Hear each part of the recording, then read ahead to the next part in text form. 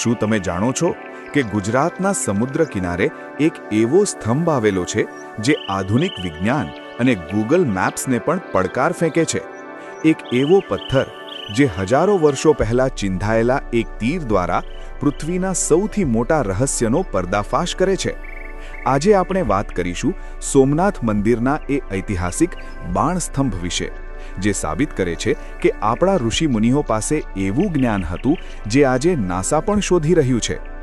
સોમનાથ મંદિરના પ્રાંગણમાં સમુદ્ર તરફ નજર કરશો તો તમને એક સાદો લાગતો સ્તંભ દેખાશે, પણ તેની વિશેષતા તેના પર લખાયેલા આ સંસ્કૃત શબ્દોમાં છુપાયેલી છે.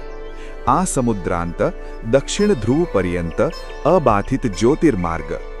આનો અર્થ સાંભળીને તમે ચોંકી જશો. આ સ્તંભ કહે છે કે જો તમે આ તીરની દિશામાં સીધા આગળ વધો તો છેક દક્ષિણ ધ્રુવ એટલે કે એન્ટાર્કટિકા સુધી વચ્ચે જમીનનો એક ટુકડો પણ નહીં આવે, માત્ર અફાટ સમુદ્ર અને પ્રકાશનો માર્ગ.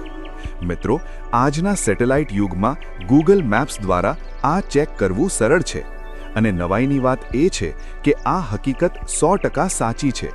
સોમનાથથી દક્ષિણ ધ્રુવ સુધી હજારો કિલોમીટરની સીધી રેખામાં કોઈ દેશ, કોઈ પહાડ કે કોઈ નાનકડો ટાપુ પણ આવતો નથી. વિચારો, જ્યારે દુનિયા નકશા બનાવતા પણ નહોતી શીખી, ત્યારે ભારતના પૂર્વજોએ આ કેવી રીતે શોધી કાઢ્યું હશે? શું તેમને ખબર હતી કે પૃથ્વી ગોળ છે? શું તેમની પાસે કોઈ એવું પ્રાચીન એડવાન્સ વિજ્ઞાન હતું?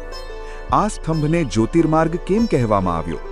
વિદ્વાનો માને છે કે આ માત્ર ભૂગોળ નથી, પણ પૃથ્વીના ચુંબકીય ક્ષેત્ર અને બ્રહ્માંડની ઊર્જા સાથે જોડાયેલું બિંદુ છે. એટલે જ સોમનાથને પ્રથમ જ્યોતિર્લિંગ તરીકે અનંત ઊર્જાનો સ્ત્રોત માનવામાં આવે છે. વિજ્ઞાન અને અધ્યાત્મનું આ અદ્ભુત સંગમ એટલે આપણો સનાતન ધર્મ. તો શ્રદ્ધાળુ મિત્રો, આપણા ગૌરવશાળી વારસાની આ માહિતી તમને કેવી લાગી? જો તમને મહાદેવના આ પરચામાં શ્રદ્ધા હોય તો કોમેન્ટમાં હર હર મહાદેવ ચોક્કસ લખજો.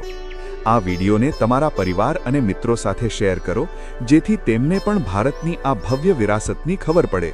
અને હા, આવી જ અવનવી જાણકારી માટે આપણી ચેનલ મારા પ્રભુજીને સબસ્ક્રાઇબ કરવાનું ભૂલતા નહીં. ફરી મળીશું એક નવા વિષય સાથે. ત્યાં સુધી જય સોમનાથ, જય શ્રી કૃષ્ણ.